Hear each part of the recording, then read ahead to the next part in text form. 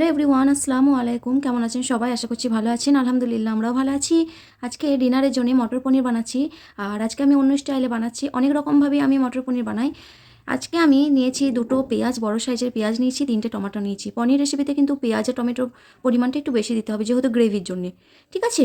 এখানে পেঁয়াজ টমেটো কেটে আমি অল্প তেলের মধ্যে আমি ফ্রাই করে নেব। মানে ফ্রাই নয়, সিদ্ধ হয়ে যাবে এরকম ভাবটা একটা করে নেব। ঠিক আছে? তেলটা কিন্তু আমি 1 চামচের মতো দিয়েছি। এরপরে এই পেঁয়াজ আর টমেটো একটু ভালো করে ফ্রাই হয়ে গেলে এই টমেটো পেঁয়াজ আমি গ্রাইন্ডে পেস্ট করে বানিয়ে নেব। ঠিক আছে? আর ওইদিকে হচ্ছে আমি আর একটা অন্য কিছু বানাচ্ছি রেসিপি, করলা পেঁয়াজ দিয়ে করছি। আমার খুব ফেভারিট এই তরকারিটা, রুটি দিয়ে খেতেও ভালো লাগে মাঝে মাঝে। এই তো এদিকে টমেটো পেঁয়াজ আমার হয়ে গেছে আর আমি একটা পেস্ট বানিয়ে নিয়েছি। আবার আমি কড়াইয়ের মধ্যে অল্প পরিমাণে তেল দিয়ে দিয়েছি, সরষের তেল ব্যবহার করছি। আর এই যে পেস্টটা ছিল সেই পেস্টটা আমি দিয়ে দিব হচ্ছে তেলের মধ্যে। তার আগে আমি এই তেলের মধ্যে কিছু মশলা অ্যাড করে দিব। প্রথমে আমি দিব হচ্ছে অল্প একটু গোটা জিরে দিয়েছি, আর হলুদ গুঁড়ো দিব, লবণ দিব, আদা রসুনের পেস্ট দিব। ঠিক আছে? সমস্ত রকম পেস্ট, মশলা পেস্ট দিয়ে আমি মশলাটা কিন্তু ভালো করে কষাতে হবে। আর ওইদিকে এই তো সেজাকে দেখতে পেলেন, মাথাটা একটু কিচেনের রুমে চলে এসছে। ওকে কিছু না কিছু দিতে হবে। তো ওকে ওই মটরশুঁটি দিয়েছিলাম, ও আবার খাচ্ছে সেগুলো ছাড়ি ছাড়ি।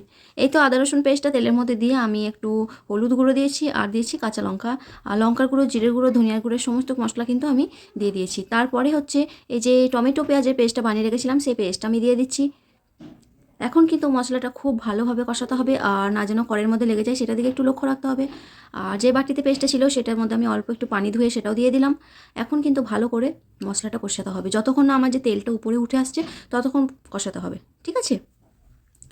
শীতকাল তো শেষ হয়ে যাচ্ছে, মটরশুঁটি তো আর মানে অনেক দাম হয়ে যাবে। আর সে মটরশুঁটি আমাদের খুব ফেভারিট, বেশিরভাগটা খাই। অনেকজন তো ফ্রোজেন করেও রাখে, আমিও ফ্রোজেন করে রাখি। আমার মতো কে কে ফ্রোজেন করে রাখে মটরশুঁটি অবশ্যই কমেন্ট করে জানাবেন। আর যেহেতু এখন কম দাম, সেজন্য এখন কিন্তু সবজি অনেক ফ্রোজেন করে রাখা হয়, ডিপ ফ্রিজে রাখতে হবে। ঠিক আছে? এই তো আমি এখন একটু লবণ দিয়ে দিয়েছি, স্বাদ মতো আমি লবণ দিয়ে দিয়েছি এখন। আর মশলাটা আমার কষেই হয়ে যাক, তার আগে আমি একবার ঢাকনা দিয়ে দিয়েছি। আর এদিকে আমি পনিরটা হচ্ছে কেটে নিচ্ছি।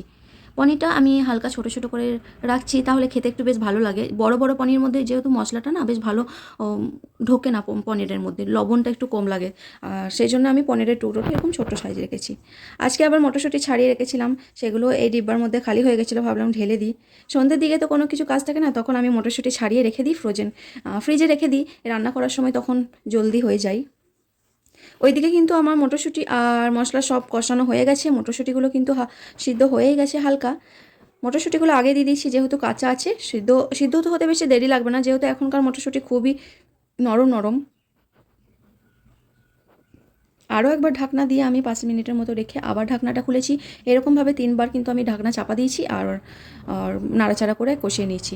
এরপরে এই তো কেটে রাখা পনিরগুলো দিয়ে দিলাম। পনিরগুলো দিয়ে বেশিক্ষণ নাড়াচাড়া করার কোনো দরকার নেই, একবার 5 মিনিটের মতো কষানো হয়ে গেলেই কিন্তু এই মটর পনিরের রেসিপি তৈরি। আমার সেজা না পনির খেতে খুবই ভালোবাসে, এভাবে আমরা বানাই। আর ঝালটা কিন্তু কম থাকে, আর ওরও অভ্যাস হয়ে গেছে আমাদের তরকারিগুলো খাওয়ার, সেজন্য সমস্যা হয় না। সেজা আজকে কিন্তু এই মটর পনির দিয়ে রাত্রে ভাত খেয়ে নেবে। আবার রুটিও খায়, আমি যখন রুটি করি তখন একটা রুটি খেয়ে নেয় ও, আর ভাতটা আমাদের সঙ্গে আবার বসে খেয়ে নেয়। এই তো এইদিকে মটর পনির আমার হয়ে গেছে। এরপর আমি উপর থেকে না একটু কাসুরি মেথি দিয়ে দিচ্ছি। কাসুরি মেথি দিলে সুগন্ধটা বেশ ভালো লাগে মটর পনিরের। ব্যাস ফুটে উঠলে এই তো এই রেসিপি তৈরি। আর অবশ্যই জানাবেন কমেন্ট করে কেমন লাগলো। আমি কিন্তু আরও অন্য ধরনের স্টাইলের মটর পনির বানাই, সেগুলো শেয়ার করব।